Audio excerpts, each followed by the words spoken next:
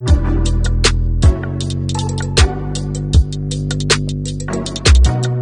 Otters fans, Aaron Cooney here, joined by Max Golod this time around as we're getting ready for the upcoming NHL draft. Max, thanks for spending some time with us.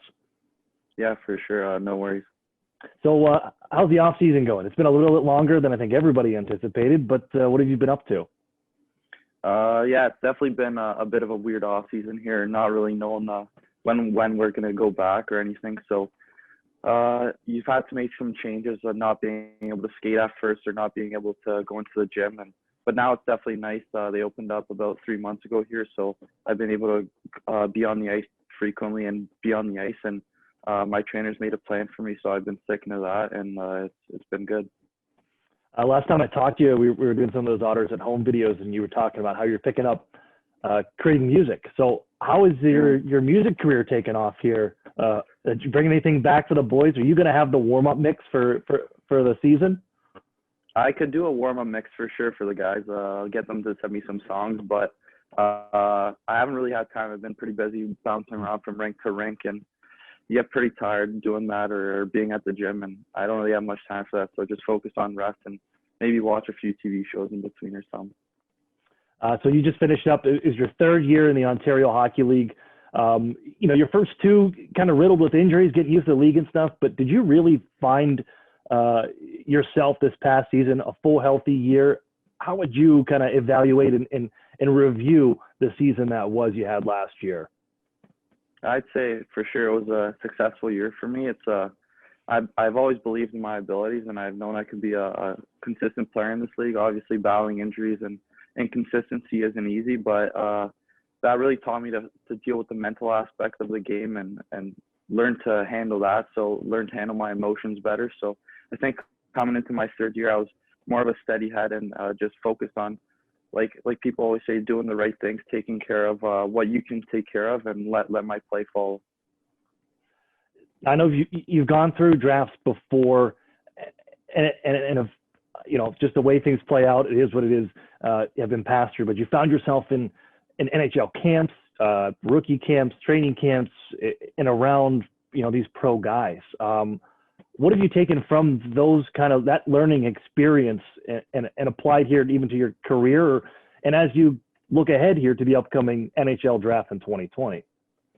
Yeah, like you said, I've been through this experience before. I've been ranked, and twice I haven't heard my name called. So that in itself is a lesson. That in itself is motivation for me to prove people wrong. But fortunately, I've also had the chance to attend 2 camps in Detroit and Philadelphia. So those experiences are great. Being surrounded by top-notch professional players, and you learn so many habits. You see what they do away from the rink, and those are things you try to incorporate in your routine during the year as well as now in the summers. So also you learn to compete at 100%. You can't really take any shifts off, and just a lot of valuable lessons. You see how they handle themselves, and those are definitely great experiences for me.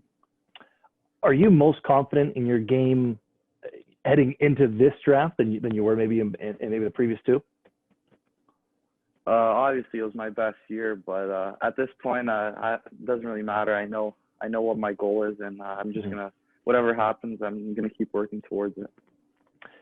It has been a long off season, as you mentioned. You finally been able to get back on rinks and stuff like that.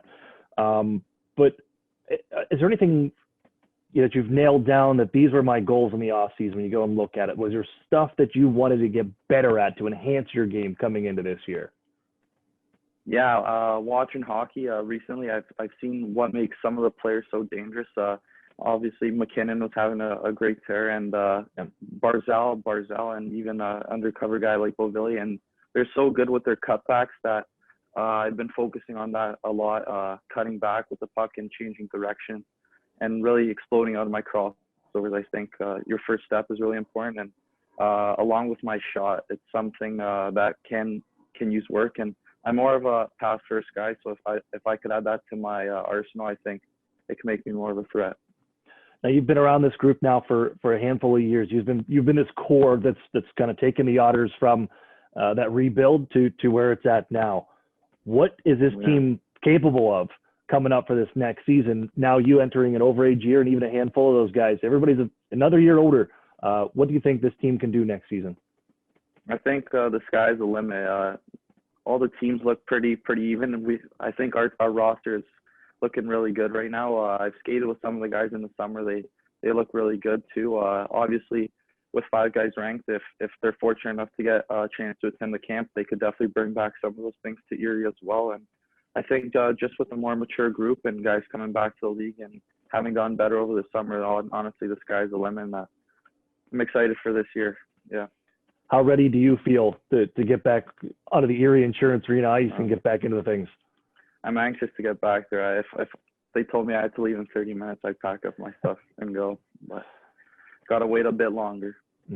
So, I mean, you're aware, you were around that the 2017 team that won the OHL championship, involved some practices, things like that.